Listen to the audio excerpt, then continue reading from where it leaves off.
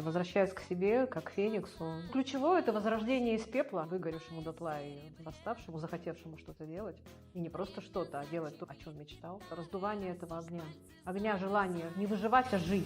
Понять себя, захотеть и искренне этим гореть. Может быть, даже оставаясь там в той корпорации, в которой находишься сейчас. Не обязательно все бросать и уходить совсем. Бывают такие случаи. Допустим, мой случай, да. Встала и ушла, закрыла дверь. Невзирая ни на что, ни на успешность, ни на достижения. Расставание с ложными о себе впечатлениями. О том, чем вы не являетесь на самом деле. Потому что многие играют.